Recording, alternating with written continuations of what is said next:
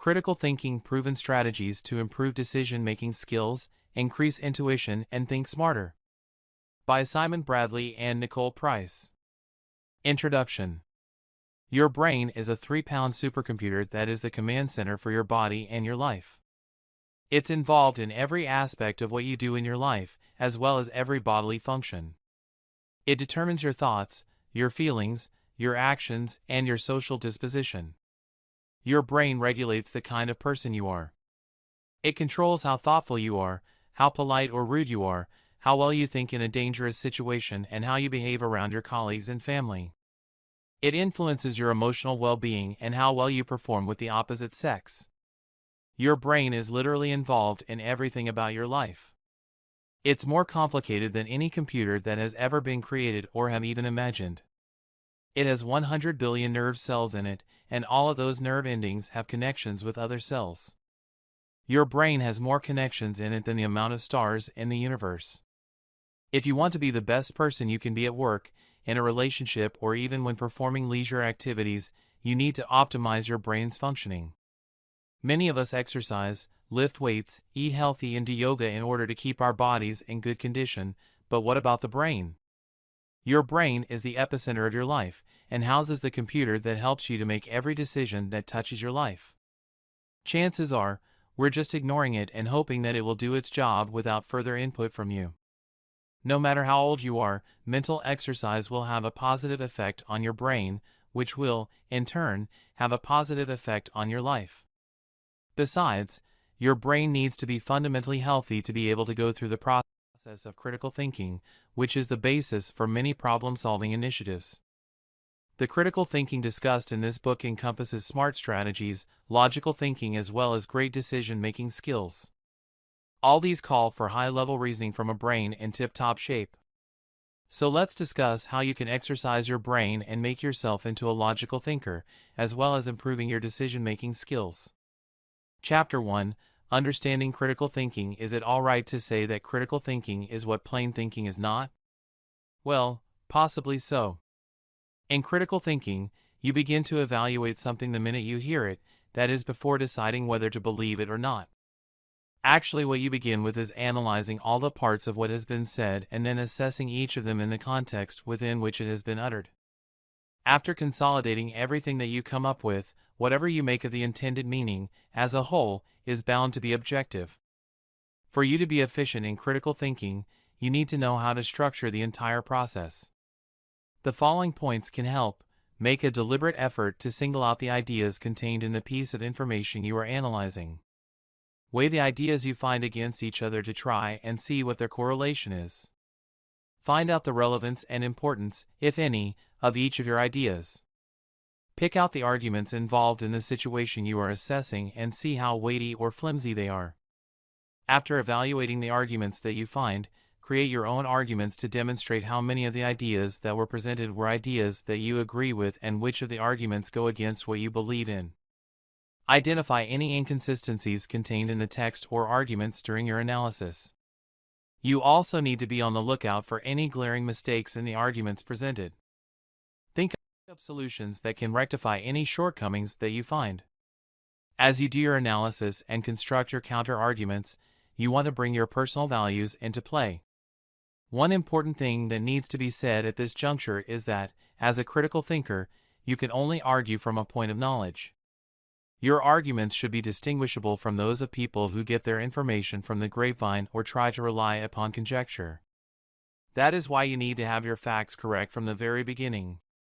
In addition, you need to have a relatively clear mind about the sequence of events and even know how to organize the facts you have in a logical manner.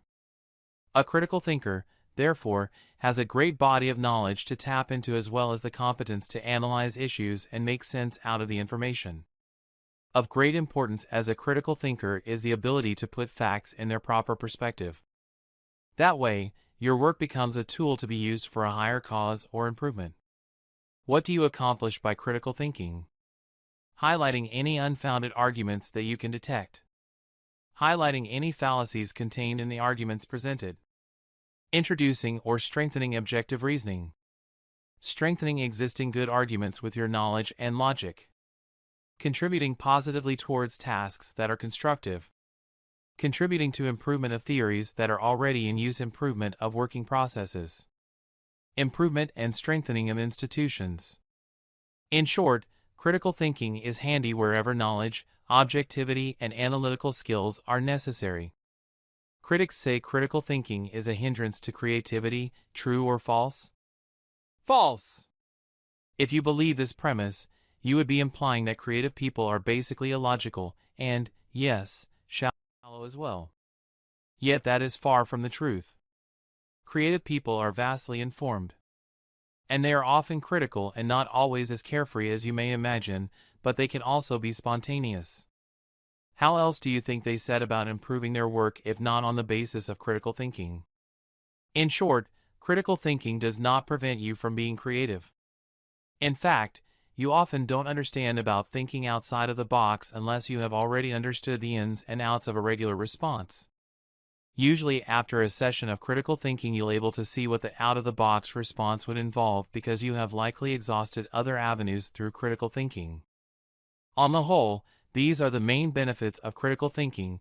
It streamlines your thinking process.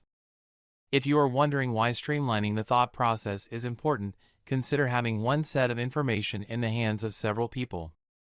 Depending on your competence in critical thinking and your values as well, all of those people could come up with varying arguments. This is what happens in the legal field, where the basis of argument is always the Constitution and common statutes, yet experts end up with varying legal standpoints. And their critical thinking ends up getting someone acquitted, fined, or otherwise. Each viewpoint is based upon the same facts, although each person using critical thinking to strengthen their case will be looking at every facet of the information from their own individual viewpoint and presenting it to support their cause. Critical thinking, as already mentioned, is meant to accomplish a higher cause. For that reason, it is useful in all spheres of life. School curriculums are improved on the basis of critical thinking, research findings are published on the same basis, and so on. It is central to the development of the world knowledge economy. What this essentially means is that you need critical thinking to be able to put the available data and information to good use. Crude information, without the benefit of critical thinking, is useless and often dangerous. That is why we need people to be able to analyze available information in the right context and come up with useful application of that information. It is actually the reason political parties that have great think tanks end up doing well. Organizations that value critical thinking are able to seize wonderful market opportunities at a global level. You also need to take into account that anything you come up with has no geographical limitations in this era of information technology. Luckily, critical thinking is also broad enough to embrace the manner in which you communicate your findings, taking into account the suitability of the timing and the sensitivity of potential markets. It helps to improve communication. What do you do in communication? Well, you provide information. Facts. No, not just facts, analyzed and evaluated facts. In fact, it includes data that has not just been analyzed and evaluated, it can also be organized in a logical manner to tell a story or to create a particular image. So, really, you need to be able to think critically if you are to present your ideas in an effective way that others will be able to agree with. It encourages and improves creativity. Think of the process it takes for you to be satisfied that you have evaluated an issue with critical thinking. Often, it requires the effort to analyze the information at hand within varying contexts, all in your mind, imagining how workable each of those scenarios might be, and so on. And at the end of the day, you come up with your conclusion, having discarded some ideas, modified others, and adopted others entirely. Doesn't that process call for a creative mind? It encourages and improves self-reflection. How on earth do you decide what is good for you when you have so many options at your disposal? Obviously, you want your life to be meaningful, and so you often find yourself reflecting on your values and choosing to do things that you can justify to yourself. In that sense, are you not already on the path of self-reflection? It provides a basis for scientific development. Science is an area that seeks precise results based on specific facts evaluated within clearly set parameters. To establish a credible working formula in science, for instance, you need to think critically, taking into account what your observations are and how each fact relates to others. Even when it comes to conducting experiments, as well as making your deductions, the process of critical thinking is central to all of the results that you derive from that information. In fact, scientists are fully engaged in critical thinking as they formulate various theories. They take into account not just facts but also circumstances and all other criteria involved in conducting their experiments. It serves as a basis for democracy. Does this proposition sound far-fetched? Well, it isn't. Think about how much lobbying takes place during political campaigns and even thereafter when politicians want to have their way. If you are not adept at critical thinking, you may end up supporting candidates who have contrasting values from your own. And you even risk supporting political opportunists at the expense of forward-looking leaders. Critical thinking also helps people to look at important social issues critically and make up their mind as to how to vote without being swayed by prejudices. Chapter 2: Historical Details of Critical Thinking. Authority and Tradition as Set by Socrates. The onerous conversation between members of society often remains ponderous and mundane. Everybody has a different sticking point and everyone wants a hearing. Is this basic flaw inherent in all languages and learning processes? Or is this ineptness a cultural hangover that people take for granted forever? This overhanging aspect of society has conjugations that Socrates used. Do you mean that it has been hanging since then, to conduct investigation and analyze the fallacies hiding behind empty speech? Misdirected beliefs that often prove to trip over themselves and arguments formed without much realistic basis seems to be the order of the day. Needless to say, there was no particular direction to the argument and the meaning remained as clear as muddy water. The outcome of all this analysis was that Socrates established unequivocally that it was useless to depend on the authorities for complete awareness or dependable information. Through a demonstration, he brought out the total confusion and irrational behavior exhibited by a person holding a high position in society. In order to include an idea into our thinking as a belief, the way forward, he stated, was to conduct a deep probe with explicit questions on the subject. Socrates was insistent on setting aside those ideas that did not give a rational explanation, though they were very helpful to people's interests or served to comfort people looking for a way forward. People possessed an undesirable egocentric quality, which made them make the wrong choices. While analyzing, he traced out complete implications of the expressed idea and the actions accompanying them. Socratic questioning thereby becomes the basis for the critical thinking agenda. One needed to study fundamental concepts, step by step, taking into account the assumptions used and how the idea took shape and its basis, too. Through Socratic questioning we understand the need for logical consistency in order to arrive at clarity. Next in the historical path of critical thinking came his successors Plato and Aristotle. All these Greek skeptics underlined the fact that everything differed from their external manifestation. Incidentally, Plato kept records of the sayings of Socrates, which is why we know so much about it. Greek tradition thus helped set up the foundation for seeking the way of thinking that was comprehensive yet responsive to arguments, and helped systematic thinking. One could then see deeper realities and not be deluded by superficial impressions. People needed to think deeper and not be swayed by first impressions. Systematic critical thinking. The practice of critical thinking carried on through the Dark Ages due to the works and teachings of eminent writers and philosophers. Prominent among them was St. Thomas Aquinas. His work Summa Theologica had a profound influence on Western literature and philosophy. Following the trend of critical thinking, this work put forward the teachings of the Church, explaining in detail every point in Christian theology. It follows a circle of purpose of man, namely Christ. It then goes on to the next, which are the sacraments. From there it reaches God. So, this existence of God explains the creation of man. The laymen of those days, and even today, follow the 5 ways prescribed in the book. This puts forward the arguments and proves the existence of God. However, compared to the rest of his work, this part takes up only 5 pages. The book in all has 3,500 pages. There are many references to people in society having respect during the days of Aquinas. At the top of the page, we have Aristotle, the philosopher. People investigated into theological practices and notions with a precise system of logic that he was famous for. The philosopher defined many technicalities that served to help with the analysis. Alongside the works of Aristotle were publications of the commentaries given by Ibn Rushd on the philosophers. Ibn Rushd became famous as the commentator. Aristotle often writes about Ibn Rushd as Avicenna in his works. Remember that your brain is unique and it is more complex than any computer out there. It is an amazing organ, perhaps one of the most amazing in our bodies, and you need to take care of it and protect it from losing its elasticity and becoming complacent. So be sure to exercise your brain using the methods presented here, and begin to think logically. It's going to be hard at first, but you're going to be able to do it if you stick with it. Thank you for listening and good luck in improving your brainpower. Other people mentioned in the Summa are Peter Lombard the Master, Rabbi Moses, Augustine of Hippo the theologian, and Dionysius thought of as the disciple of St. Paul. The teaching of Aristotle showed that critical thinkers are not blindly opposed to established faith. They only discarded beliefs that lacked a proper foundation. Sir Francis Bacon and the advancement of learning.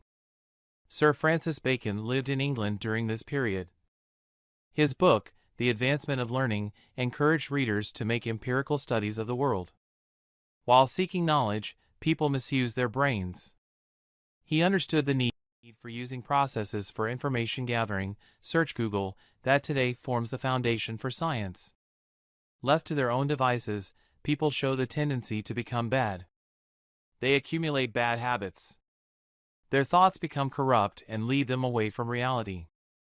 He terms these thoughts as idols, and it forms the central object for his explanation of various deviations in thinking. Idols of tribe, you see instances where your mind betrays your beliefs. Idols of school, person develops unscientific thinking methods if the instruction is poor or they have to follow blind rules. Idols of marketplace, this is a reference to our own misuse of words just because it is convenient. Idols of theater, this occurs when people begin to act without thinking because of custom. People consider the book very modern because it conveys ideas that we use today. This book, which explains that the mind cannot exist without support from other people in society, is the forerunner to all texts on critical thinking. Descartes' principle of systematic doubt. 5 decades later in France, we see the rise of another philosopher named Descartes. His main contention was for clarity with accuracy. People recognize his famous saying, "I think, therefore I am." He spoke about it, he argued for it. Scientifically sound, he had good mathematical abilities. His work in physics might be familiar to many, refraction. He is known for his book, Meditations on First Philosophy. He explains that one can only be certain about one's own existence. His work established the epistemological trend that has lasted for 300 years. The mind needed systematic disciplining to be able to think clearly and perfectly. His book, Rules for the Direction of the Mind, is a close second to the Summa. His approach was to base thinking on sound fundamentals that had been thought out from all angles. This critical thinking method is based on the principle of systematic doubt. He wanted testing and questioning for all parts of thinking.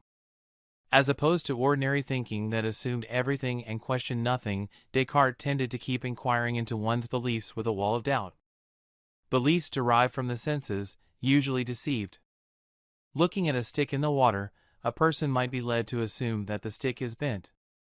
This was an optical illusion. For Descartes, the ability to think and reason, which underlies critical thinking, had basis on existence.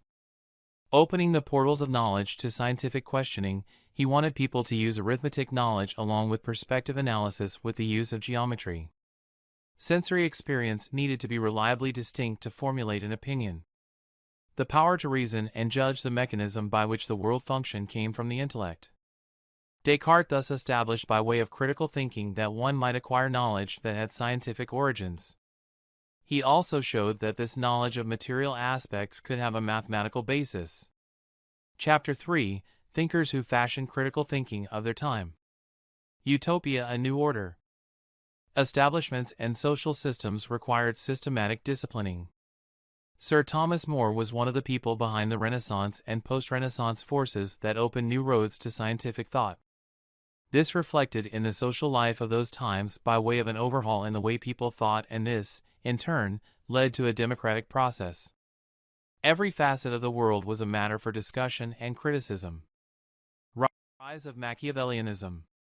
In Italy, we see the rise of another superstar and the father of modern political science, Niccolò Machiavelli. He was a senior official with military and diplomatic responsibilities. More than that, he was a writer. Machiavellianism is a negative term used to describe despotic rulers and corrupt political leaders. Niccolò, for his part, seemed happy with such leaders. Niccolò endorsed political deceit and evil manipulations, including murder of opponents. Immoral behavior and dishonesty, for him, were tools used to attain political freedom. He wrote the book, The Prince, in which one reads about the responsibility of a new prince. He must balance the powers in an adequate way to set up his political structure. Stress was laid on the need and necessary impetus to act in an immoral manner and overcome opposition with force. The Catholic Church naturally banned the book. Machiavelli's discourses on Lydie shows many precepts that relate to early Rome as well as contemporary practices. He expands on checks and balances within a republic. Use is made of this concept in political spheres even today. In the discourses, we read it mentioned that the life of a private citizen is preferable to that of a king. It also mentions how extra-constitutional efforts remain unnecessary in any republic.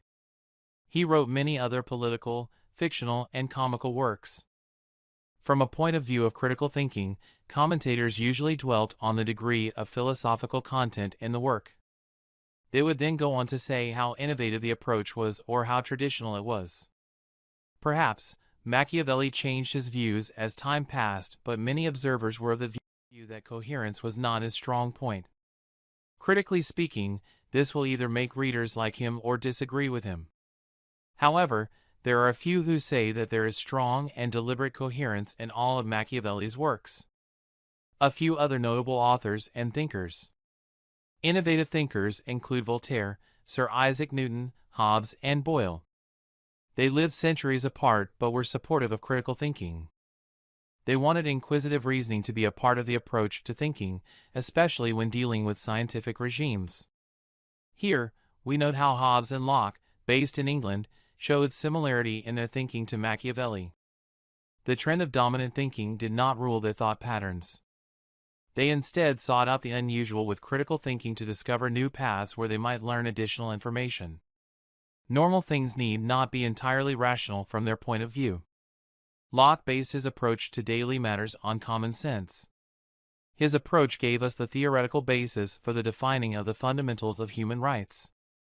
It led to discussion on governmental responsibilities and interaction on a critical level with the citizens. Boyle's and Newton's contribution. Pioneers in the field of science, Robert Boyle and Isaac Newton lived and practiced critical reasoning in their everyday lives. This brought them intellectual freedom, which was needed for working with science. Boyle was expressive in his criticism of chemists who had lived before him, especially in his work Skeptical Chymist. People called Boyle the father of chemistry due to his postulation that all matter consisted of atoms. He said the collision of atom chains produced matter. As much as Boyle was forward-thinking, he was also independent in his approach to his favorite subject, science. He therefore rejected Aristotle's four-element theory. He also discarded three principles that Paracelsus proposed. Newton was a prominent scientist, if not the scientist of all time. Mathematics and physics were his subjects. He was a philosopher. His book Mathematical Principles of Natural Philosophy is the Bible for classical mechanics. He contributed immensely to calculus and optics. His experiments led to the authentication of the heliocentric nature of our solar system. When he was in college, he began building sundials and several energy devices. Aristotle influenced Newton. He began to read about Descartes. While going through the works of Galileo, he heard of Kepler and his theories on astronomy. Much later in life, he would work on his own theory of gravity and prove the theories of Kepler. Sumner's Folkways and Darwin's Descent of Man teachings of Kant. Critical thinking was influenced by the writings of Kant, who viewed positivism as an integral part of society. From texts he published in the 12 years starting from 1830, notably the course in positive philosophy, he covered the sciences in the first 3 books and dealt with social science in the last 2. Social evolution needs a 3-stage evolution, he said. These stages were theological, metaphysical, and positive.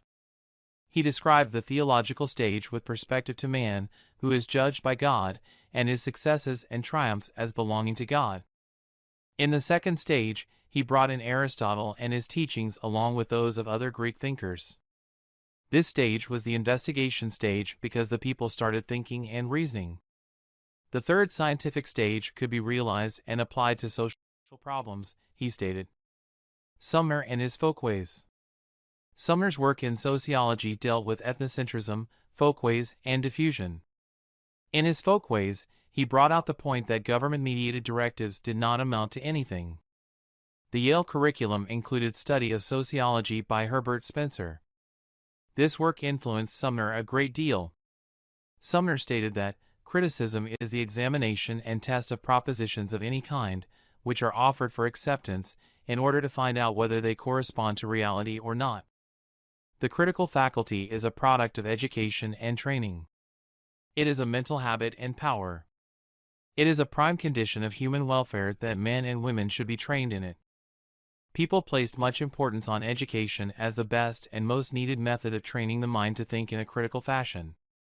Critical thinking becomes second nature to man through training.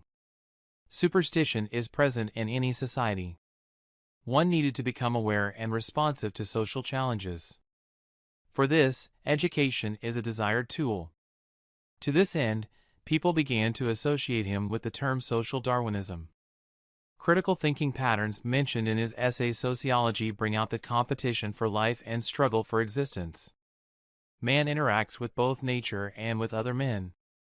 The competition is between men while the struggle is the one a man faces when confronting nature. Darwin was an English naturalist renowned for his book, The Origin of the Species. In his Descent of Man, Darwin writes how man, when compared to women, choose tools as time passes. Men therefore become better and stronger than women. He elaborates on sexual choice with the example of the peacock.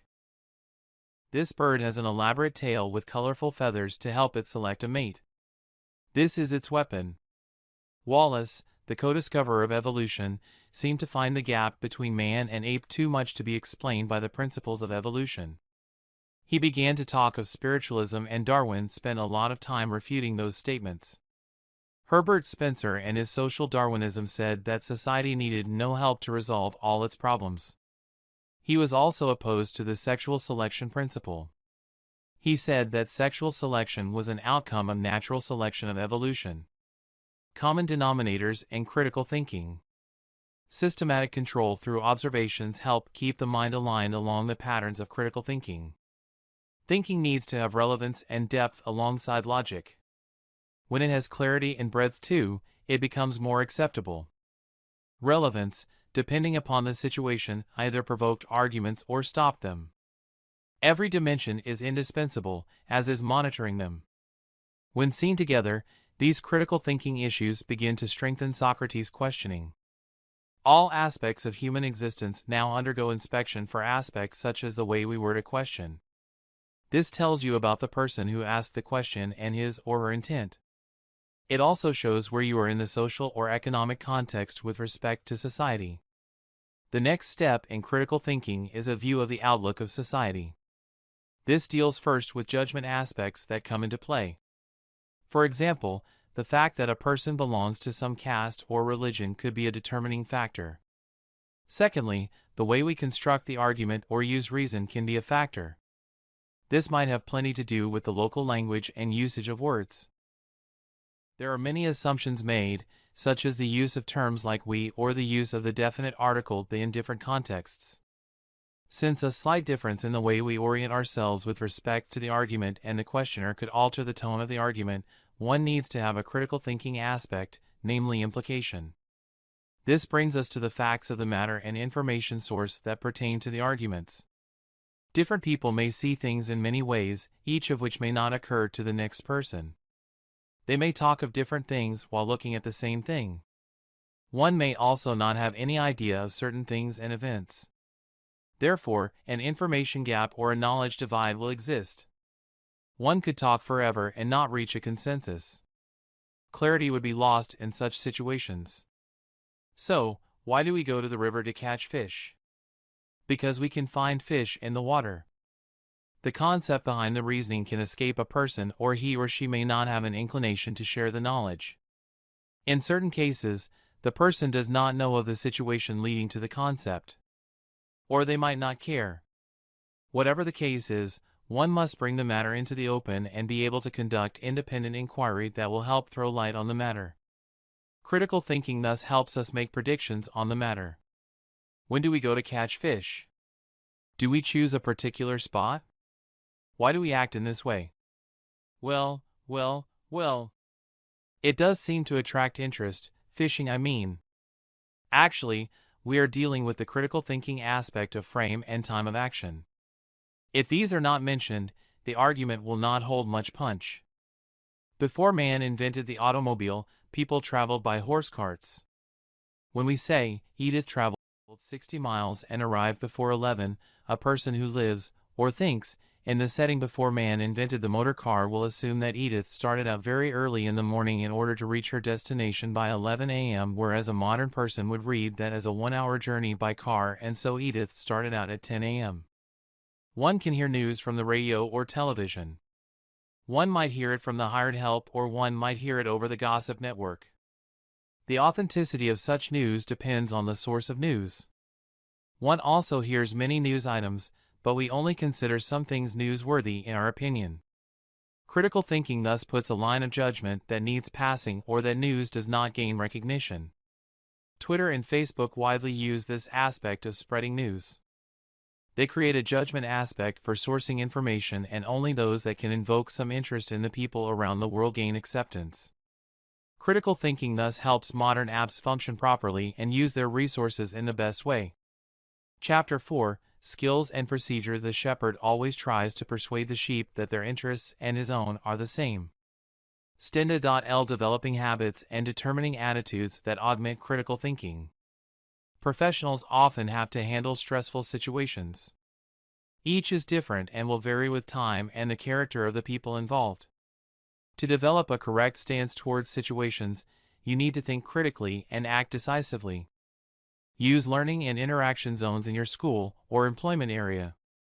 Use conflict and boost teamwork by delegating authority to your roommates or classmates. You can choose a small task or an idea that your friend needs to pay attention to. Say, the number of cars passing by. This could be their task. They need to count the number of cars and make out a list in addition to mentioning the time. Or it could be birds. Say that you are bird watching. In order to find out how many sparrows you have in our area, you count the birds. Every time you do this work, a different person is appointed for each task. This way you all get to know all the tasks. By observing results, you also get an idea of who is doing the work well. In time, you get to think as a team. The moment your bugle sounds, you are already thinking of the various things that are difficult and will need watching. One thing you must avoid is to stress on the friendliness on the job. You are not there to make friends. You are there to do your duty. This next point may make you feel like a fish out of water, well, just a little. You imagine a new character. Now this must not be a living person but an imaginary one. You will see how honest this person is and how quickly he or she responds to various problems. His or her confidence arises from patience. He or she is willing to spend endless hours questioning and probing the entire case from multiple angles. His or her fair-mindedness makes him or her creative. Keep this person in mind always. In time, you will become that person, and along the way, you will see how the person becomes strong or falters when facing certain situations. This will help you develop your critical thinking abilities. In the next step, you develop technical skills. Acquiring computer skills is necessary. You can either join a computer teaching facility near your home or go online to register with one. If you are planning a career in rearing dogs, you need an acquaintance with various breeds. You must learn training methods. Develop the ability to understand the various needs of dogs quickly. For this, you must work as an apprentice at a dog training school. The ability to communicate these details over the internet will help you be recognized as a dependable person. Lastly, you exist as a thinking person. You must have intellectual abilities. For this, you must develop thinking. Join online classes that teach meanings of words or impart knowledge about places and things. Go and practice daily until it becomes second nature to you. The class may teach you complicated formulas in mathematics or tell you simple things about places far away. Once your mind is willing to adapt and assimilate information, you are ready to become a critical thinker. All these will add up to one thing. You will be able to make rational decisions under stressful circumstances. You will become independent and reliable. Critical thinking will make your personality stand apart. Creativity will blossom due to the innate nature of ideas and your cognitive ability. Reasoning will be second nature due to your technical abilities. Socratic questioning in professional environment. One can just as easily trip over the questions as over the answers. To avoid this problem, you need to arrange your thoughts about the questions. You can have a list of questions and classify them like this: assumptions and situation. Evidence collected or presented. Stating the problem. Using perspective. Results and consequences. Firstly, question the assumptions that come with the situation. Are you right in thinking that this? Do you think that your supposition about this? Or how come you assume this straight away?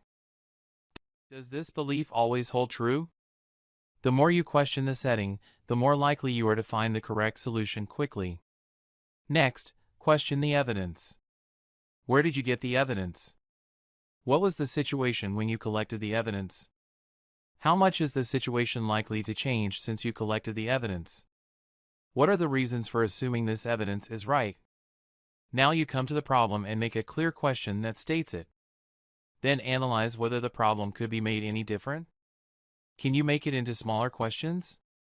Is there any significance in the question? If somebody else were to state the problem, how would it all change? It is time now to change and use the viewpoint of the question or problem. How would a person, opposed to your stand, view this problem? Is there a better or worse way of looking at things? Will the perspective change over time? Lastly, we talk about consequences. What will happen in this situation? Is there a chance that this will not happen? What alternative solutions do we have at this point? We are looking for inconsistencies. The things that will not stand up to reason need further investigation. In this way, Socratic questioning will look underneath the surface and find out what the reality actually is. Proceeding in this way helps the team arrive at the best answer. Differentiating between different types of statements. The statements could be just related to facts alone. These will stand up to investigation.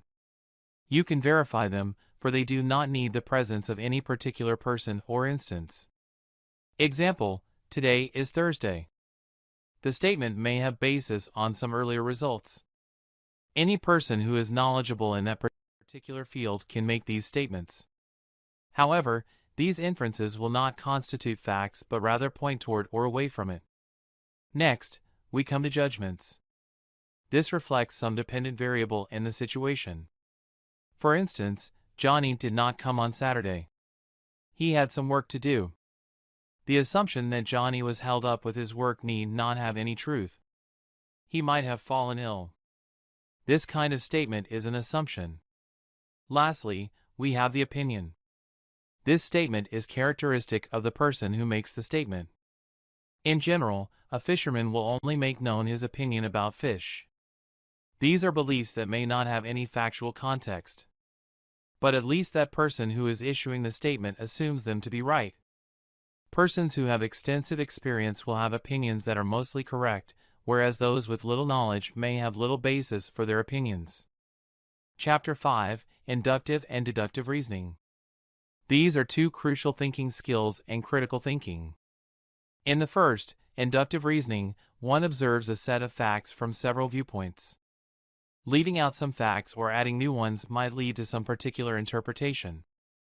Inductive reasoning therefore helps one to make a generalized conclusion based on individual reflections or data sets. For example, the observation, "This tree has a shadow," is an individual observation. The generalized conclusion that all trees have shadows helps us approach some specific problem and derive an answer. In deductive reasoning, you go the other way around. You start at some general premise. This could be anything from mathematics or physics, such as the sum of the internal angles of a quadrilateral is 360 degrees. This is the way critical thinking works. You find out how to solve the questions with the help of your teammates. Here again, one needs to check opinions based on your assessment of the situation. Also, if you study the assumptions that led to the situation, you might discover a lot of fallacy. Attitudes important to critical thinking. Developing an attitude comes naturally with age. Rational inspiration for critical thinkers depends not only on how right your assessment of the situation is, but also on what you are going to do about it. As mentioned, developing skills are indispensable. Concentrate on developing these 10 attitudes. Clarity of thought. Reacting to the situation in an adverse way can muddle up your thoughts. Assessment of how the land lies needs to become second nature. Similarly, if you fall sick, your thoughts might remain muddled. If you have some doubts about your health, you may not want to make important decisions or pass judgments. Fair-mindedness. Use the same standards to view all arguments. If you keep changing your stance with every new perspective that comes up, you will not make an impartial judgment. For this reason, always be ready to accept the fact that new arguments might change your standing on the situation. In many cases, traditional approach might become the best answer to the problem. In listening to the opinions of involved people, one must give an impartial answer. Intellectual courage. Beliefs can be misleading.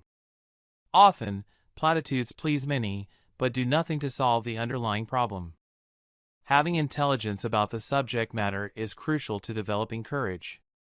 To do this, one must read and accept the various arguments that arise in different perspectives of a situation. Intellectual courage must rise to the foreground when needed. Only this will lend clarity and bring about the solution. One must question the validity of the values that bring about the dilemma. One needs courage to accept that the situation is causing problems that need answers. For instance, involvement with family members in financial distress could be upsetting morally.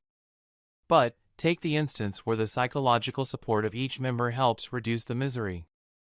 Dealing with each situation in a unique way to bring about a solution might prove difficult.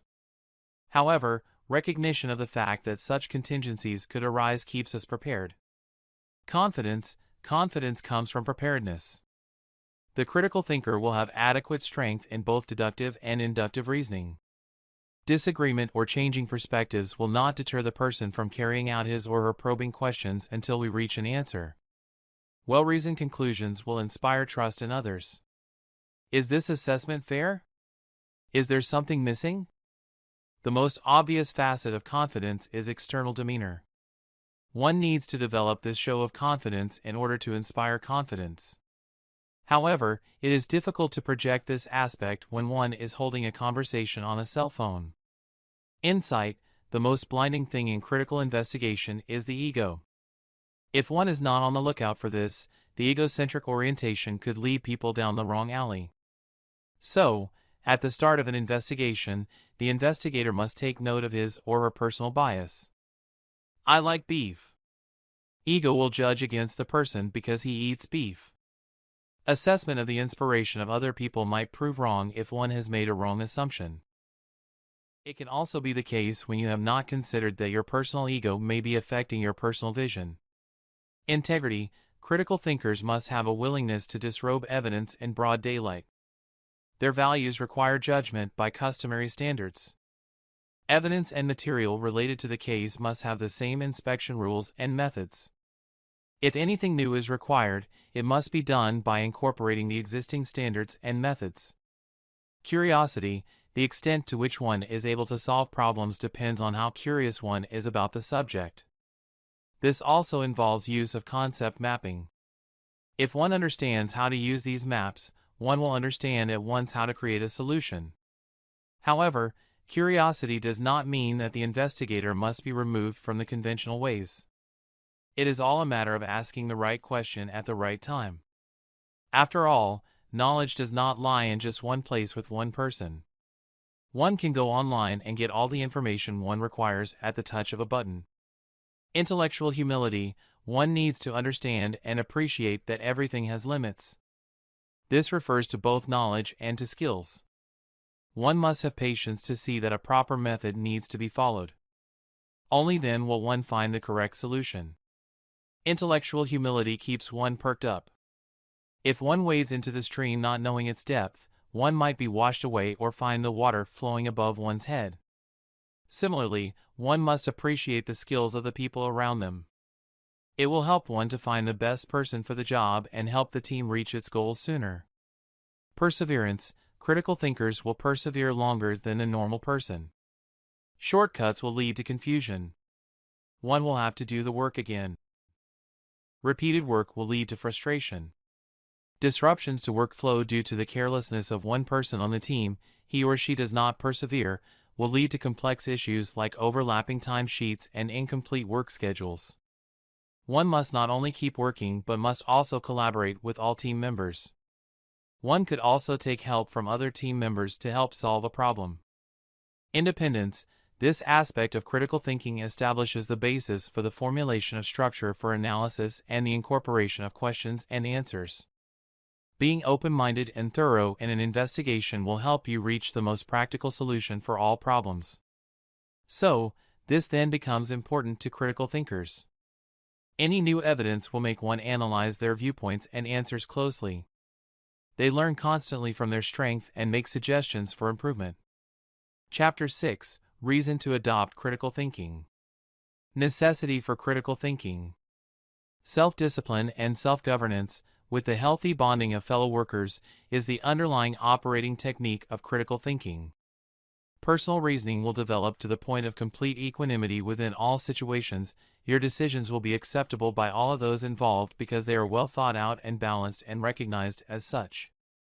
Improve standards. Your operations will gather more steam because you have the talent to shake off all unnecessary things and get it over in a shorter time than the others. Your operation will give in-depth analysis of similar situations so that others will learn more about how to tackle these sticky situations effectively. Negative egocentrism and inflated thinking will become a thing of the past. You develop the problem-solving capabilities and are ever mindful of making the right decisions. Incorporates professional excellence. Since critical thinking is result-oriented and innovative, every professional field of operation will need the real-time implementation of critical thinking methods. Critical thinking enhances the standards of professional excellence without laying too much emphasis on becoming an expert on the subject. Useful in knowledge-based society. Given the new world where everyone has access to everything, the need to meet better standards is a compelling force. People search for means to better their work output, and the critical thinking method provides the best method to do this. Critical thinking makes you a better orator. Through critical thinking, not only your thought process, but also your public interaction skills become enhanced. This will turn you into a social butterfly overnight. It can also enhance your career prospects. Develop your personality. Through introspective techniques you can learn to develop your personality. This proves useful for ironing out the chinks in your personality. It opens your mind to diverse possibilities. This makes you more affable and outgoing. You can learn to please and be pleased. Scientific thinking for tomorrow. People who practice critical thinking are better oriented to become at one with the scientific community of tomorrow. The principle of knowledge-based thinking helps foster a spirit of brotherhood. You learn to overcome biases and learn to work for the good of the whole. Becoming a critical thinker has its plus points. Deal effectively with reason. The biggest advantage of being a critical thinker is that you become adept in the art of eliminating unwanted things. You have a balanced view in the sense that you know what the job requires and are actually looking in the right places when you view the problem or information. You begin to reason along the lines of the argument instead of taking contrary viewpoints. Improve communication skills. Consistency in building the aspects of relevancy and can help your communication skills to become a major asset for you. You heed the call when you face adverse situations and play along if things are moving fine. This aspect makes you friendly with all the people involved, especially people within your professional capacity. They tend to remember your movements and deeds in all aspects because you make your point clearly and concisely. This also allows you to have a freer mindset. Cut down on time required. Since your mind is so clear, you begin to have a deep understanding of requirements. This will make your functioning more to the point. You will stop doing all other unnecessary work. This results in plenty of time on your hands to carry out your day-to-day operations. Make decisions with authority. The critical thinker knows his subject and the way to approach the solution. In this, we refer to the pattern of analysis that he or she adopts. Since this comprehensive package gives one the freedom to analyze the situation in detail, one is able to reach out and experiment and find out the strengths and weakness of the options. Undoubtedly, a correct and authoritative decision will be reached. Improve your knowledge base with wider coverage. The improved thinking network, based on mapping techniques, augment the need for knowledge.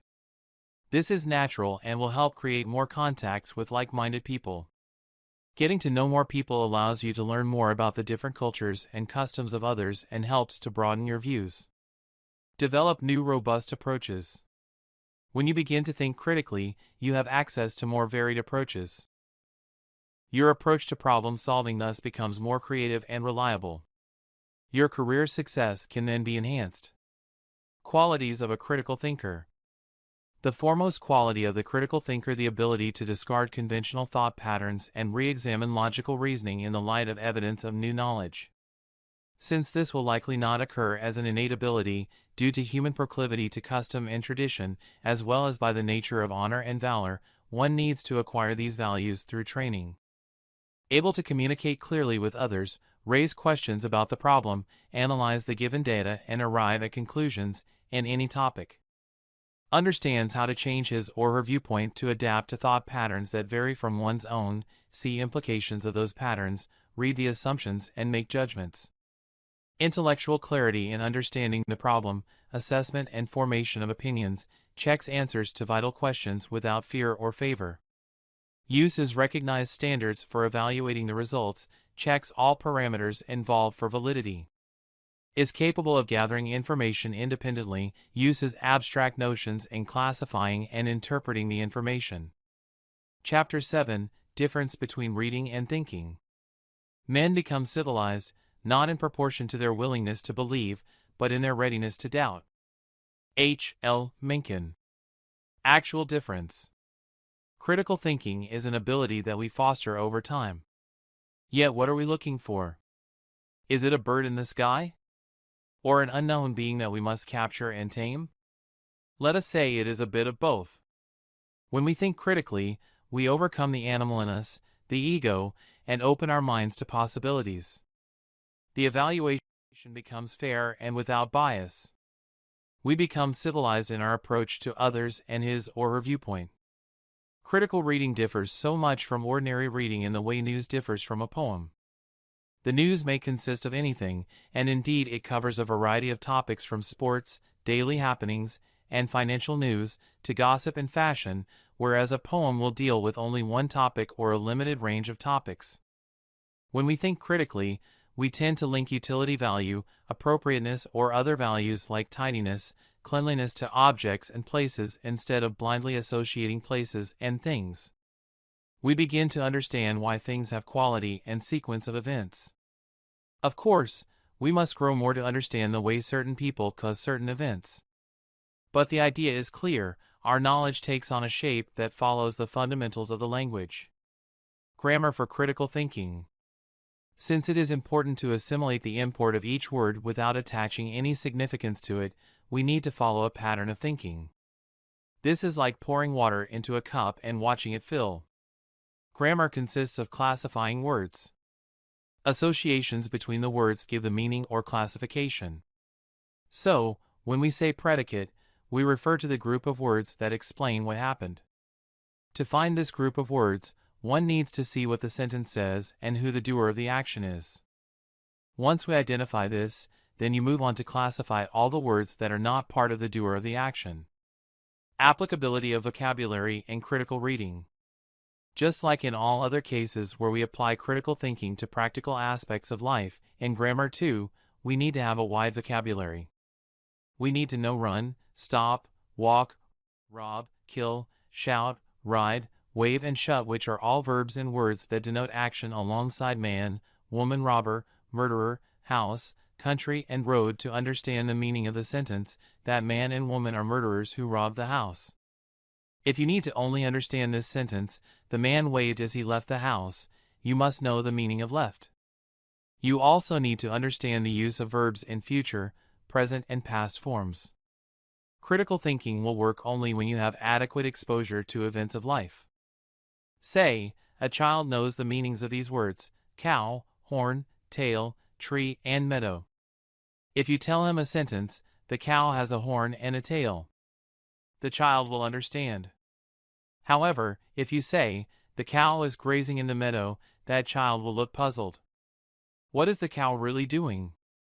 This is because of the limit of his understanding.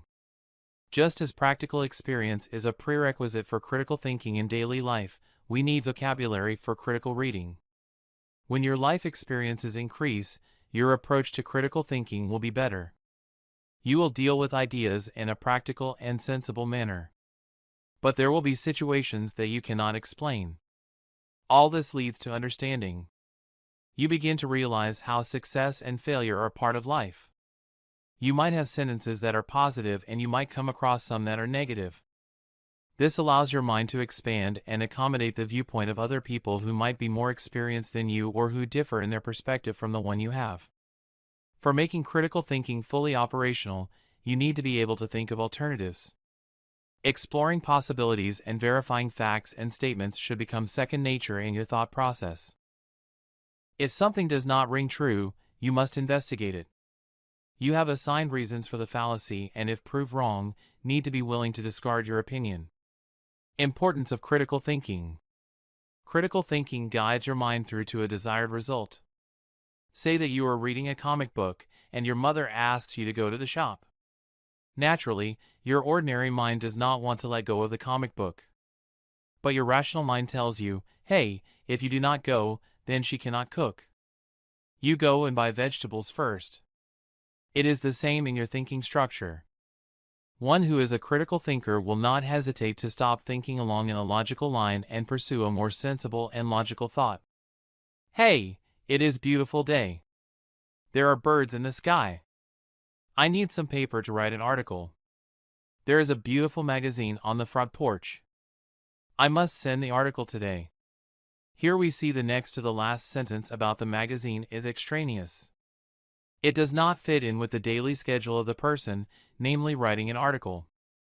That makes the last sentence a critical thought. It shows the priority and what action the person has to undertake. Do you often think of magazines, or do you think about your own work? Developing into a critical reader, the critical reader does not jump to conclusions. He or she is willing to take notes and analyze the text in an unprejudiced way. Implications of the text are also complete and give the complete meaning that it needs to convey. If your critical thinking is also well developed, you will be in a position to present one or two viewpoints to explain how the situation is unfolding. The discipline and fairness of thinking is reflected in the judgment that the critical reader makes. Chapter 8: How Critical Thinking Solves Problems. Have you read what cognitive psychologists say about the relationship between thinking and feeling? Instead of the premise held by ordinary folk that feelings are automatic and come before every other sense or body process, the psychologist's take is that what you feel is a result of your thought process. In short, think good and you will feel good. The reverse is also true. The following is also true, that you have the ability to command your feelings by streamlining your thinking, of course, undertaking critical thinking being a great option. That you have the ability to control your attitude so that in the end you tailor a favorable outlook to life. That you have the ability to direct your thinking in a way that gives you great perspective and one that helps you enjoy controlled moods. From what we have seen, you have the capacity to make your life happy and productive. Being able to control your thought process is the starting point, and then it goes on to produce desired feelings. When you engage in critical thinking, you rarely find yourself stressed out because you feel in control of the situation. So it is correct to look at critical thinking as being good for your welfare. Is there no room then for feelings that are instantaneous? Oh, there is. It is human to have feelings develop even without engaging in a conscious thought process. However, as someone accustomed to critical thinking, you are able to quickly summon your cognitive abilities and employ them in moderating the feelings blossoming in you. In fact, it is because of this capability that people who have made critical thinking part of their life dissuade themselves from acting emotionally. They end up moderating their emotions by engaging the critical thinking gear. From what this book has outlined so far about critical thinking, it must be something worth learning and practicing. The question is, how do you know you have mastered the skills of critical thinking? Here are signs that you have developed the skills of critical thinking. You find yourself becoming more reliant on reasoning than emotions. You are comfortable evaluating issues from varying perspectives and not just your own point of view. You find yourself with an open mind when other people are telling their side of the story. You are comfortable accepting new evidence, findings, and fresh explanations even after you have undergone deep evaluating an issue. You are receptive to the idea of reassessing information already received. You are able to ignore personal biases as well as prejudices. You find yourself open to different options. You do not succumb to the temptation of making hasty conclusions and judgments. Although some people tend to be natural critical thinkers, many are those who need to learn the skills and take time to practice them. Employing critical thinking step by step, identifying the problem.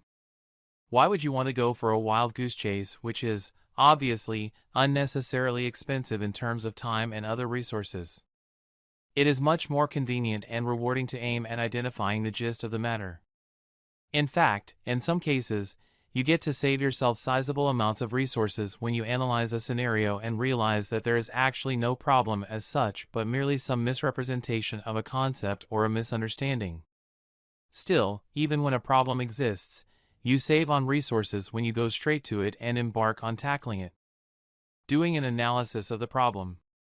Do you know you could see a problem at first glance and later you realize that the context did not really warrant the scenario to be problematic as such? For that reason, the analysis stage is very important because it is the point at which you do everything necessary to satisfy yourself that a real problem exists. And if there is actually a problem, you assess its magnitude and intensity and then evaluate whether you have the capacity to solve it on your own. Of course, you have the option to solicit for assistance if the problem is too big for you. Coming up with plausible solutions. Actions of trial and error are for amateurs and people who are not sure what they want. However, since you are a person who knows that you want to find the best solution to what appears to be a hitch, you take your time to consider the options that could resolve the issue. Sometimes it helps to brainstorm with other resourceful people at this stage of critical thinking. After all, don't they say that two heads are better than one? Picking the best option.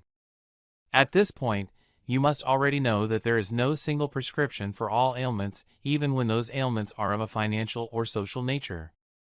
You need to evaluate the options you consider to be plausible, gauging each one within the surrounding circumstances. Then you pick the one that you believe according to your assessment to be the best solution. Winding up by taking action. Ever heard it's not over till it's over? Well, in critical thinking you don't wait for the fat lady to sing, you just take a decisive action and call it a day.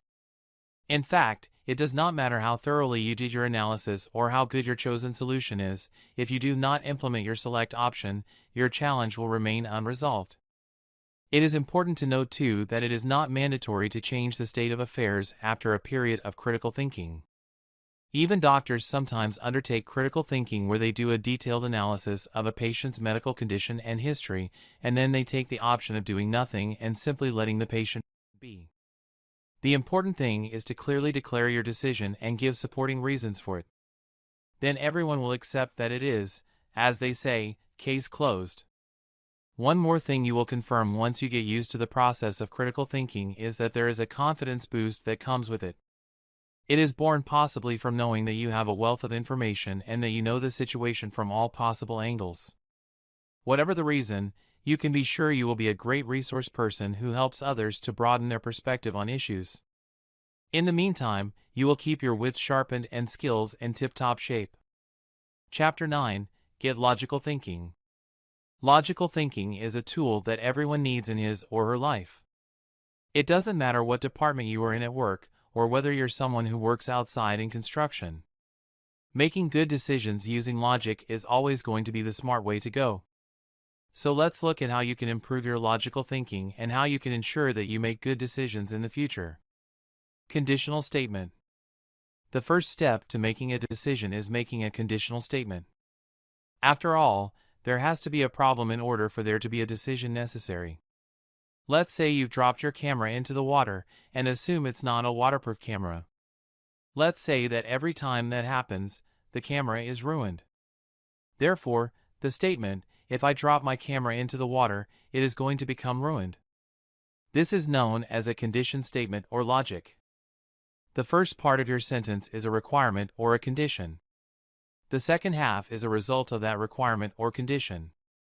If the condition is reality, then the result is going to be reality.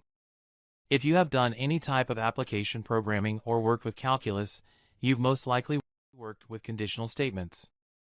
Premise and conclusion shorthand. The two different parts of the condition statement have actual terms with respect to logic. The first part is known as the premise, and the second part is known as the conclusion.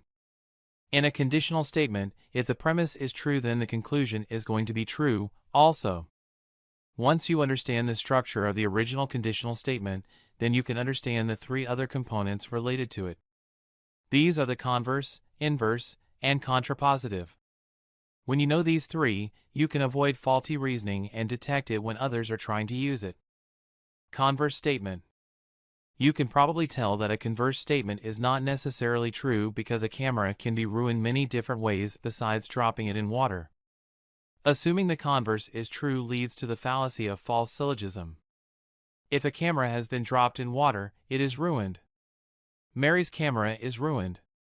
Therefore, Mary's camera must have been dropped in water. Inverse statement. The inverse of the camera statement would look like this: if you do not drop your camera in the water, your camera will not be ruined. Sometimes, the inverse can be true, but as with the example, it's not. A camera can be ruined more than one way.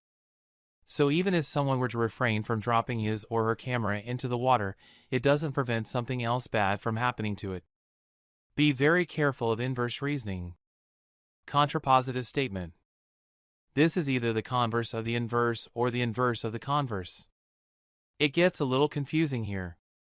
It involves a negation of both the premise and conclusion, along with a reversal. The contrapositive of the camera statement would be, if your camera is not ruined, then you did not drop it in water. Assuming the truth of the original statement or conditional statement, the contrapositive is the only alternative that is always going to be true. Necessary conditions. This is very closely related to conditional and related statement, and they are the ideas of sufficient or necessary conditions. A necessary condition is one where it must be met in order for a result to be achieved. For a camera to not be ruined, it has to be kept out of the water. Therefore, keeping a camera out of water is necessary to prevent its being ruined. Sufficient conditions. A sufficient condition is saying that dropping the camera in water is sufficient to ruin the camera. It absolutely guarantees a result is going to happen and is dependent on the condition. Necessary yet not sufficient. Conditions can be necessary but not sufficient. Keeping the camera out of water is necessary for preventing it from being broken. However, even if you do that, the camera could be damaged in other ways, like being dropped or crushed by a vehicle. Therefore, keeping a camera out of the water is necessary but not sufficient to prevent it from being ruined. Sufficient yet not necessary. A condition can be sufficient but not necessary. Accidentally dropping the camera into water is sufficient for damaging it, but it's not a necessary condition for damage. Not necessary or sufficient. Conditions can also be not necessary or sufficient when it comes to the result. To prevent damaging the camera, it's not necessary or sufficient that the camera be brown. So now you know how to think logically like a computer, but what about improving your decision-making skills? Chapter 10: Improve your decision-making skills. If you want to improve your decision-making skills, you're going to have to go outside of your comfort zone a little bit. Remember that when you teach your brain something new, it is stimulated and will become a well-oiled machine. I encourage you to try to improve your decision-making skills because your decisions matter. These are some unique ways that will help you improve those skills in addition to other improvements. Art and culture. If you want to improve your decision-making skills, you're going to have to boost your mood and your concentration abilities. You can do this by practicing some sort of art. Try to dedicate 3 one-hour blocks per week in order to learn something new like painting, playing an instrument, or even making a model car. While it seems time-consuming, spending time widening your horizons boosts your brain activity and helps you with your decision-making skills. You get the best decision-making skills by trying something you never thought you'd do because you are activating your brain. Language skills. Work on something technical like programming or studying a foreign language. If you dive deep into either of these skills, you'll improve your decision-making skills greatly because you're exercising your brain. Surround yourself with different age groups. When you widen the range of age groups that you surround yourself with, you see different viewpoints. Try to stay in touch with those who are older and younger. Contact with older people helps you become mindful and plan a better future for yourself, and with young people you get to keep in touch with achievements, failures, and dreams. Past victories can bring a sense of confidence and pride, and mistakes can keep you from doing them again. Try not to eliminate any age group from your social cluster. Interaction with those who are of a different mindset and age group will help you with your decision-making skills. You will step back from the race with your peers and weigh the pros and cons of the decisions you are going to make. Exercise. Whatever sport you want to practice that makes you feel comfortable and is fun, do it. You get to meet new people and stay in shape at the same time. A healthy body is a healthy spirit. As your body is more finely honed, the mind will be sharper, too. And so will your decision-making skills. Cook experimentally. If you don't already cook, I encourage you to try doing so. If you're used to cooking, then try to open up your culinary horizons and do something new. Spend a Saturday morning baking something you haven't baked before, or surprise your family with some amazing lunch or dinner. You'll find that when you are cooking, your mind will be thinking about the decisions that you've been struggling with. Be social online. I'm not talking about social media so that can just look at funny pictures. Actually join some communities with the intentions of going on picnics, events, and flash mobs throughout your city, town, or even rural area. You'll feel that you're part of a larger society where everyone's thoughts and actions influence everyone throughout their day. Pros and cons. This is the most basic of the basics. Write down the pros and cons of your decision and really take a look at them. If you want to ask advice from those who have gone through what you're going through, be sure to do so. But then, make a decision that is your own. It's your life and your decisions matter. Chapter 11: How to Make Better Decisions. So you know about making decisions, but what about making better decisions? We all want to make decisions in our lives, and end having to do so. Yet we want to make the right decisions and not end up making a mistake. Well, you're going to make mistakes, but you can minimize the number of mistakes that you make by following some of these suggestions. Let's take a look at some of these methods to help you make better decisions in both your personal and work life. Cost, benefit. Before you reach the final decision, you want to weigh your pros and cons to be sure that you're making the best decision you can. This requires a cost-benefit analysis as if you were in a business. You want to examine the outcome of every possible decision you could make, both positive and negative. This is going to help you see the opportunities and the things that you may miss when a decision is preferred over another. Narrow options. In order to simplify your cost-benefit analysis, limit your options. When there are more choices that you have presented to you, it makes it harder for you to come to a final decision. More choices will lead to more regret because you will consider all the missed possibilities and worry about whether or not you could have chosen differently and been happier. As such, narrowing them down will lead you to some peace of mind. Evaluate significance. So how much time do you think you should spend thinking about a potential decision? 10 seconds, minutes, hours, or even days? It all depends on what's at risk. In order to minimize an agonizing decision-making process, determine the significance of the decision and then set a deadline. Stop sweating the small stuff. If you're worrying about what you're going to watch on television or what to eat for lunch, remember that you need to keep everything in perspective and have a time frame for decisions.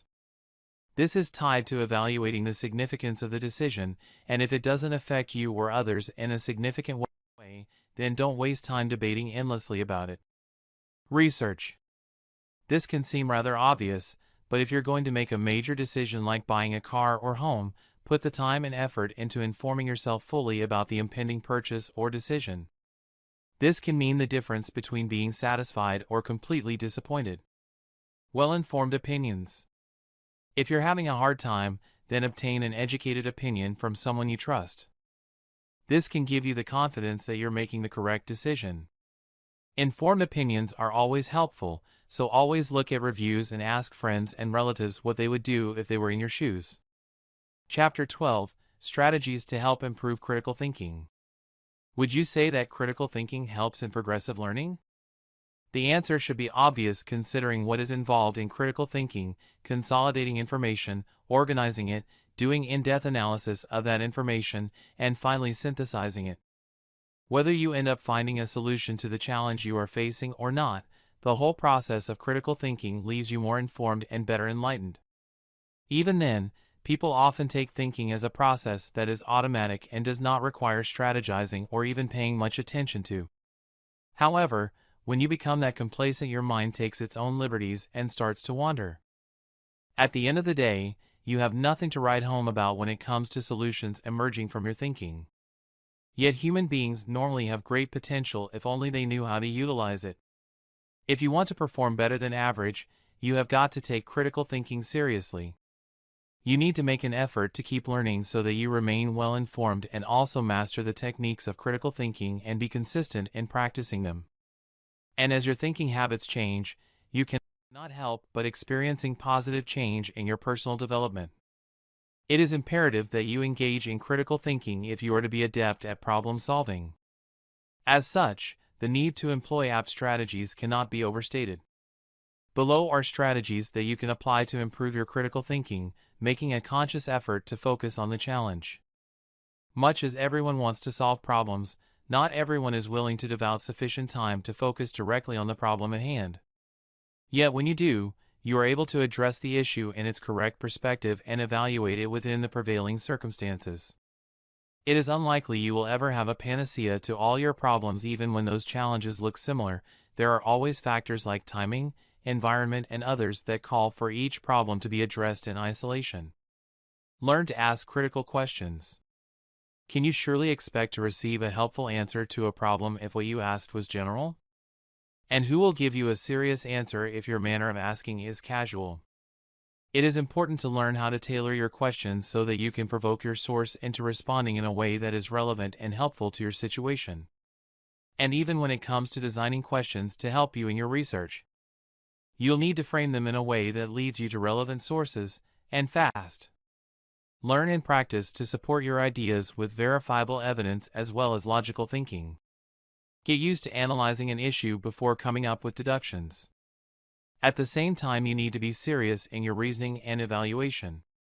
Get into the habit of interpreting matters in depth, avoiding the temptation to take information at face value. Learn to synthesize the many ideas that are available to you. Practice handling complex questions by breaking them down first. Practice making decisions only after evaluating them properly. Learn to generate options and evaluating them before you can pick any of them as your choice. Practice being detail-oriented so that you can derive meanings that are as precise as possible. Learn to apply high-level thinking to help you analyze and solve real-life challenges. Make critical thinking a daily habit and not something you do once in a while. Practice categorizing your ideas according to the value you attach to each of them. Be reflective in your thinking. Learn to engage only in undertakings that lead to problem solving. Keep learning. Practice being open to new ideas and be ready to see things from different viewpoints.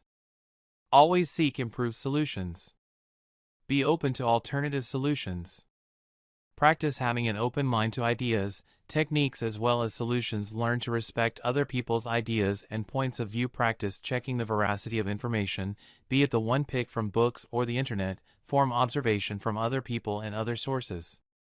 Learn to evaluate possible repercussions before you make any move towards handling a problem. Learn to collaborate with other people when it comes to problem solving. Keep observing fundamental intellectual standards when handling issues of all kinds. The standards we are referring to here are universal in nature. They include having clarity, seeking to be accurate and precise, using only what is relevant, being vast in breadth and deep in your analysis, being logical, and also considering the significance of information and all other factors involved. Chapter 13, Group Decision-Making Skills. This actually has to be the hardest thing when it comes to decision-making because you're not always in control of the group. But there are ways that you can help a group come to a consensus on a decision. The most important part is to remember that your voice does matter and that your opinion counts. When you're helping out the group that you're in, don't be afraid to stand up and point out what you think the group should be doing.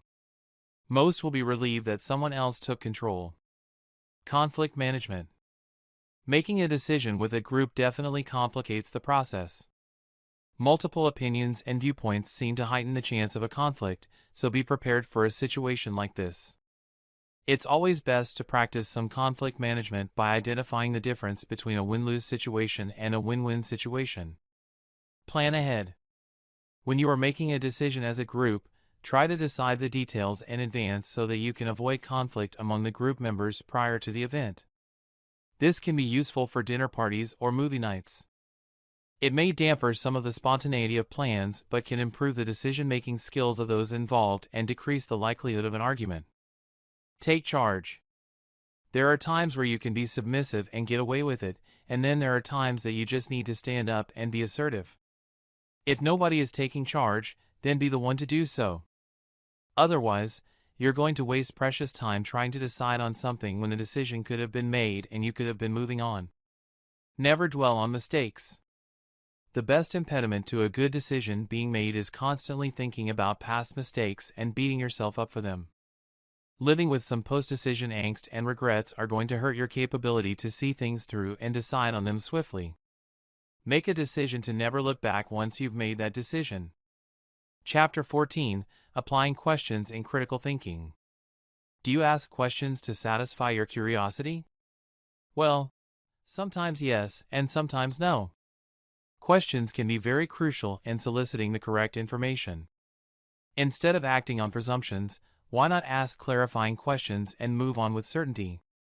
In fact, in critical thinking, questions are very important whether you are posing those questions to yourself as a way of doing guided research or posing them to other people for new information. Whenever you ask questions, you eliminate vagueness in matters at hand. You eliminate any confusion that may exist. You streamline your thinking when looking at questions in light of critical thinking. You realize how important they are in setting your agenda. The information you receive in response to your questions is relevant to the situation you are handling, and it plays a critical role in tailoring your train of thought. In order for your questions to invoke critical thinking, you need to frame them in a certain way. Here are points to consider in devising questions. You need to ask questions that enhance your knowledge. You need to ask questions that enhance your comprehension of the situation.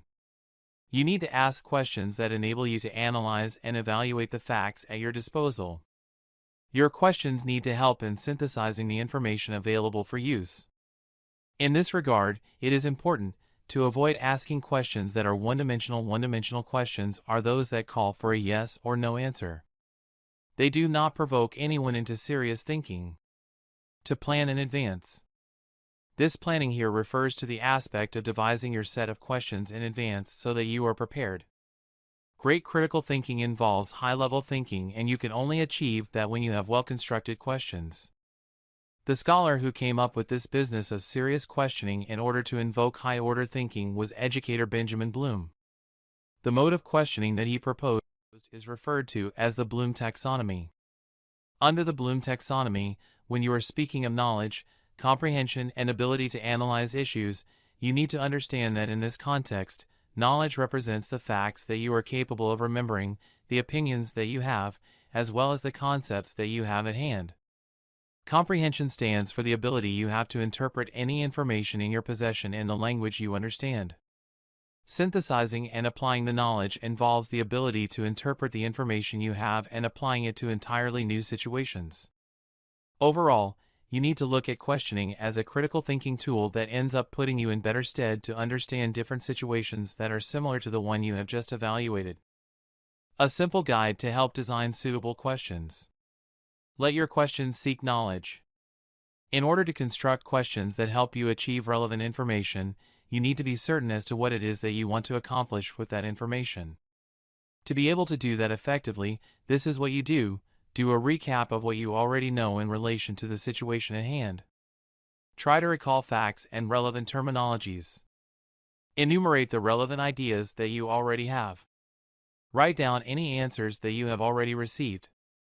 Once you have done this, you can be sure that what you seek to find will be fresh and not redundant or mere duplication. This is how to frame questions in order to attract knowledge. What is the name of this or that thing? How would you classify such or such a thing? Why does this happen when you do this or that? How would you explain that occurrence? When does this or that phenomenon appear? Design questions that bring comprehension. In order to carry out critical thinking effectively, you need to be able to understand the information you have gathered within the correct context. You also need to know how to put it together in order to serve your purpose.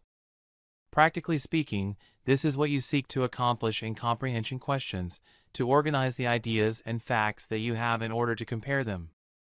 To translate as well as interpret the ideas and facts to bring out meaning. To give your ideas and facts appropriate descriptions. To identify which of your ideas are major and generally prioritize them. Now that you are certain about what you intend to accomplish, you can proceed to formulate your questions. This is how to frame comprehension-seeking questions. How can you compare this idea with this one or contrast it against that one? What explanation can you give for this or that appearance? In your view, what facts support this position? What evidence have you seen that supports the position? Questions that help in knowledge application.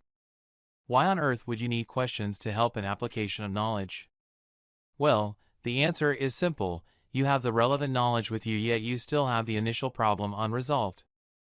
What this implies is that you haven't known exactly how to apply that knowledge in your situation, the correct technique. For that reason, you need to pose questions that relate to the application of the information before you. This is the best way to frame questions relating to application of knowledge.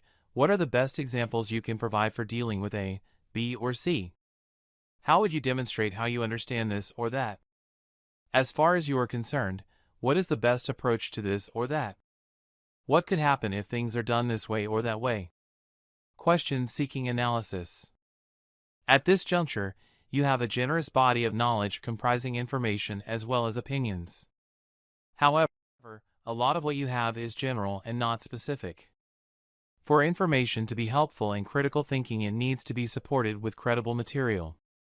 And in order to be able to know the material that you need, it is important that you break down your body of information. In so doing, you will be identifying motives for the ideas and everything else involved, identifying causes contained in the mass of information, singling out any inferences, identifying evidence, if any, contained therein. Here is how to frame questions to help in analysis. Considering this or that piece of information, what inference can you make? Where would you categorize this or that piece of information? How would you classify A, B, or C? Can you distinguish the relevant parts of this whole as far as this or that concept is concerned? Questions seeking evaluation. What you are seeking here is a way to validate your opinion, which you have formed on the basis of the information you have and the techniques you have used to apply it. At this stage, you want to pass judgment on your observation and your experience in the entire process of critical thinking. This is how you can construct your evaluation questions. How can you contrast this against that? Which of these do you deem better in this situation, this one or that one? How would you rate the performance of so and so against that of so and so? What did you see as the value of employing this or that resource?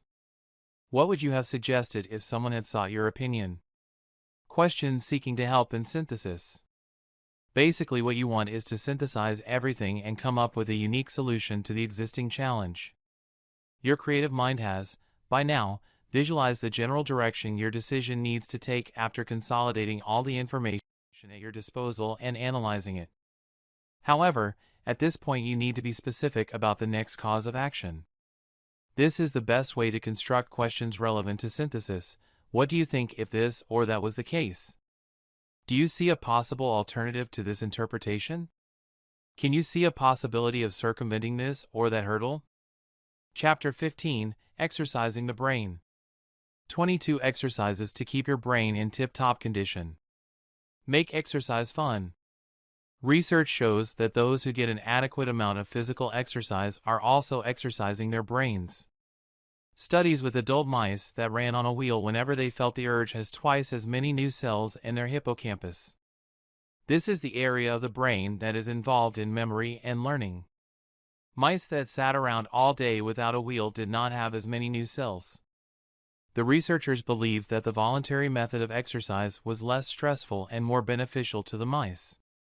That means humans should find enjoyable ways of exercising rather than forcing themselves to do it. By doing this, it'll actually make a person smarter and happier, too. Exercise the mind. It's not only physical exercise that has your brain cells growing. You can build up different areas of the brain by putting those areas to work. Finding ways to use different parts of your brain that are simple could help maintain the dendrites and nerve cells in your brain. The dendrites and the nerve cells are what receive and process information. Just as a new weightlifting exercise is going to build up the underused muscles of your body, finding different ways to think is going to exercise the flabby areas of your brain. You should go out of your way to experience new smells, tastes, and physical feelings. Use your non-dominant hand for some activities and find new ways to drive to work or travel to new places. Try to create artwork or read a challenging novel. You want to force yourself to do something out of your mental rut. Ask why. Your brain is wired to be curious.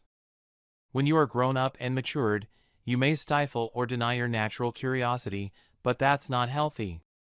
Let yourself wonder why. Wonder about why things are happening in the world, or why you are where you are in life. Ask someone who knows about the why questions you're asking. The best way to exercise your brain is to exercise your curiosity by asking why and making it a habit. Try to ask the question why at least 10 times in a day. Your brain is going to be happier and you'll be surprised by the opportunities and solutions that make themselves apparent in your personal and work life. Laugh. Laughter is good for your health because it releases endorphins in the brain and positivity chemicals that affect our system. We don't need a scientist to tell us that laughing feels great. Laughing relieves stress and helps break old patterns, too. Laugh more and harder, and you'll quick charge your brain's battery. Eat omega-3. Most of you know that by eating fish you will get more omega-3, but do you know why it's good for your brain and not just your heart? Omega-3 helps your heart pump more oxygen to your brain, and recently has been shown to help your brain function better by improving the function of the membranes that are around your brain cells. Those who consume more fish are less likely to suffer from dementia, depression, attention deficit disorder, and many other illnesses that affect the brain. Essential fatty acids are essential for brain development in children and are now being added to baby formulas. It's possible that your intelligence and mental state can be affected by the amount of essential fatty acids you're consuming. You don't just get it from fish, though. You can get omega-3 from flaxseed and walnuts, too. Remember, when you're feeling nostalgic, get out an old yearbook or some photo albums and take a walk down memory lane. Spending time with your memories will help your brain get exercise. Let your mind reflect on the positive emotions and connections from those memories, and I guarantee that you will feel better about the current challenges you're facing. Cut out fat. Saturated fats found in meats and dairy products have actually shown to cause a slowdown of the brain's functions. A study done at the University of Toronto proved this by taking rats and putting them on a 40% fat diet. They lost abilities in the areas of memory, mental function, rule learning, and spatial awareness. When their diet was higher in saturated fats, their problems became even worse. This can be true for people, too, because fat reduces the flow of oxygenated blood to the brain and slows down the metabolism of glucose, which is the form of sugar that the brain uses for food. Up to 30% of your daily calories can still come from fat, but most of it should come from nuts, seeds, fish, and olive oil. You should always avoid trans fat found in snack foods and crackers. Puzzles, crosswords, jigsaws, logic, whatever your forte is when it comes to puzzles, keep doing them. Doing a puzzle is going to activate your mind and keep it in working condition. So, do the puzzle for fun, but know that you're exercising your brain at the same time. Mozart effect. Around 10 years ago, Francis Rauscher and colleagues made history when they figured out that listening to Mozart could improve a person's spatial and mathematical reasoning. Even rats could run a maze faster and more accurately after they listened to Mozart than after white noise or Philip Glass. Last year, the same researcher reported that a Mozart piano sonata stimulated 3 genes that were involved in nerve cell signaling in the brain. Before you go and grab some Mozart music, know this. Not everyone who listens to Mozart has found the effects to be positive. It's actually not about Mozart's music specifically. It's about what type of music makes you feel more relaxed and in the zone. This type of music is going to be the best for you. Improve existing skills. Repetitive information is okay as long as you are attempting to expand your knowledge. Activities like reading, gardening, playing bridge, sewing, crossword puzzles, and painting are all viable ways to build your brain, but you have to push to find new ways to do these activities. Try a different type of gardening or try reading something that's not of your usual genre. Pushing your brain to its max is actually healthy for the brain. Strive to do that more often. Watch your drinking alcohol. Killing brain cells is actually an old idea, but reality is more complicated than just saying that alcohol is bad. A study of 3,500 Japanese men discovered that drinkers who drank about 1 drink per day actually had improved cognitive functioning when they were older than those who had refrained from drinking at all. Unfortunately, as soon as a person goes beyond the moderate amount, their memory and reaction times are more likely to decline. In that same study, those who had 4 or more drinks per day were the worst off out of the bunch. The common practice of binge drinking is the most dangerous kind because it not only kills a lot of brain cells initially, it keeps the brain from creating new ones around 30 days after just one incident of binge drinking. So while alcohol is okay in moderation and might even be beneficial to your health, binge drinking and alcoholism should be avoided or treated. Play. Studies have shown that people who take the time to play cards, video games, board games, tug of war, or any other activities for pleasure is good for their soul and their brain. It allows the brain to think strategically and keep working, but in a stress-free environment. Sleep. If you preview key information that you need to retain and then sleep after you've read it or learned it, you have a 20 to 30% increased rate of remembering it. You can leave the information next to the bed for easy access if it's something that's not going to keep you awake. If you're kept awake by the thoughts, write it all down so that you can get it out of your mind and get some much-needed sleep. Concentrate. When you are concentrating, you are increasing your brain power. You should learn to know when you're being distracted so that you can adjust your focus. Often, one of the thieves of concentration is just below your consciousness. If there's a phone call that you have to make, it could bother you all afternoon and sap your ability to think clearly. You may not even be aware of what's bothering you. You should get into the habit of stopping and asking what's on your mind at that moment. Identify what is distracting you and deal with that task. Make the phone call or put it on your list of things to do for the following morning, and then let the mind get comfortable and let it go. This will leave you feeling more relaxed so that you can think clearer. Make love. Regular physical contact, especially intimate contact, is especially important for women's concentration and emotion well-being. Contact with a partner on a weekly basis leads to regular, more fertile menstrual cycles, as well as increased estrogen levels. It will even delay aging and make women have shorter menstrual cycles. Decreased estrogen levels in women are associated with a decrease in the brain activity and poor memory. When women's estrogen levels are increased through regular sexual activity, their overall brain activity and memory improves. In the study, an orgasm was not as important as the fact that the woman was having sex or physical contact with another person. The intimacy and the emotional bonding was the most influential factor rather than the physical part of the act. Appropriate sexual contact should be made between lovers in order to help boost your brain and self-esteem. Play with passion. You are not able to perform great work if you're not really into it. When you are growing through learning and creativity, you are much more fulfilled and will give over 100% into what you're doing. If you delight yourself, you will delight the world. Remember your passions as a child and how much you loved what you did, and then bring that into what you're doing at work. Cycles of consciousness. Your consciousness actually increases and decreases throughout the day. For most of us, it seems to go through a 90-minute cycle with a 30-minute cycle of lower consciousness. You need to recognize this cycle and learn to recognize and track your mental state. If you can do that, you can concentrate on the important mental tasks when your mind is the most awake. For an imaginative vision into a problem, do the opposite. Work on it when you're drowsy, which is when your more aware mind has slowed down. Learn something new.